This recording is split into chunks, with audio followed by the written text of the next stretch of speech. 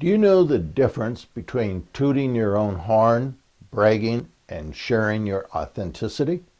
I'll be back in a moment to share with you how to avoid tooting your own horn when you're simply sharing with others who you are.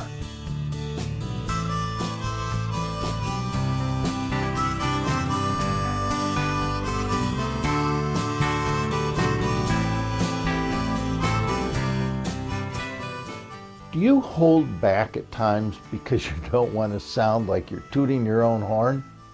You know, not tooting your own horn is a pretty powerful form of childhood conditioning for many of us.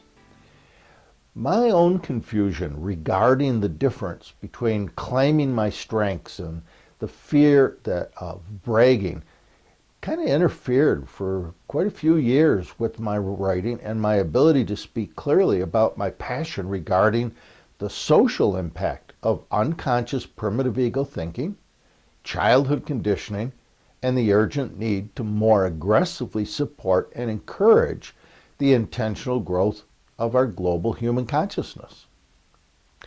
As a result, I wrote intellectually and philosophically about the primitive ego psychology. I kept my passion and my concerns out of my writing. Then one day, a writer friend whose input I really respect commented that my writing lacked passion and conviction. She said it was too intellectual and too impersonal. Her comment was a very important moment of awakening for me. What I had failed to internalize was the simple reality that we know when we're living our life purpose because we are driven by passion. We deeply believe in and care about whatever it is that defines who we are. Until we allow that passion to embrace our gifts and strengths, living out our life purpose will be all but impossible. And of course, the opposite's also true. Until we fully embrace our life purpose, the thing that we're born to do, our life will tend to lack passion. However, to actually live out our life purpose and do it with integrity, we must know when we're being authentic and when we're bragging.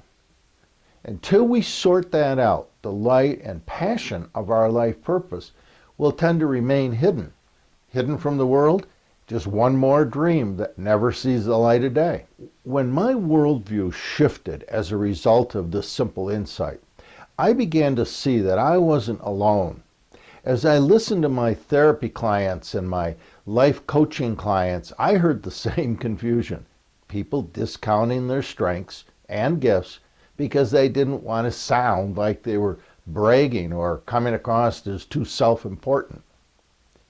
The primitive ego of our inner child psyche is very invested in having a strong sense of self-identity. We also know that it can be very narcissistic and self-focused.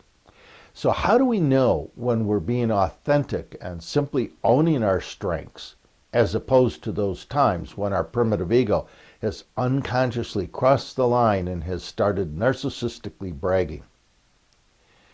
To add to the confusion, however, it's also important to know when others are falsely judging us or accusing us of bragging simply because they're envious of our strengths and are attempting to make themselves feel better. Here are a few tips to avoid the unconscious emotional tripwires that can so easily devalue our authentic strengths and knee-jerk our primitive ego into bragging mode.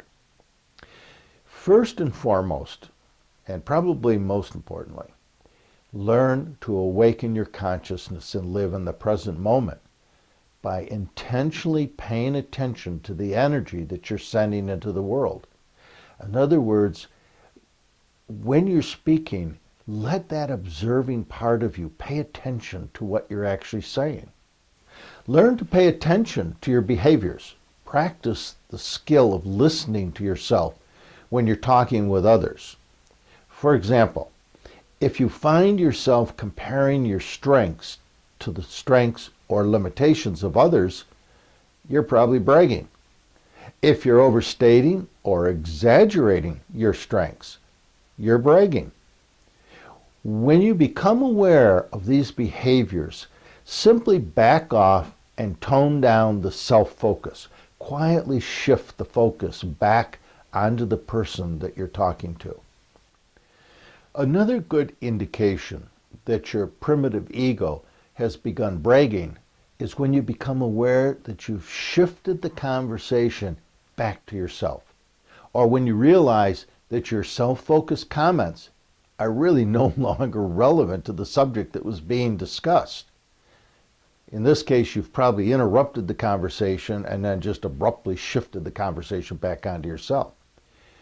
When your comments, however, are backed up with facts that validate what you're contributing to the conversation, and this is the important part, and your comments are relevant to the conversation taking place, then you can be pretty comfortable knowing that you're contributing to the conversation and not bragging. On the other hand, if you become aware that you're offering too many examples of your strengths, or if those examples have nothing to do with the context of the current conversation, then simply stop talking. If you've paid attention, you'll know you're bragging. Shift the conversation again quietly back to the other person. The tendency to discount our strengths and strengthen our self-identity by bragging about how great we are is a common trait of our primitive ego. We all do it. When you become aware by paying attention that your primitive ego has emotionally hijacked your mind, simply remind yourself that your inner child is simply trying to strengthen your self-identity, and then quietly again shift control back to the adult observing part of your consciousness, back to your authentic self. When we practice the art of intentionally paying attention to the energy that we're sending into the world, claiming our strengths and embracing the passion of our life purpose will reflect our true authenticity, and our primitive ego will no longer need to brag about who we are because we'll be living who we are.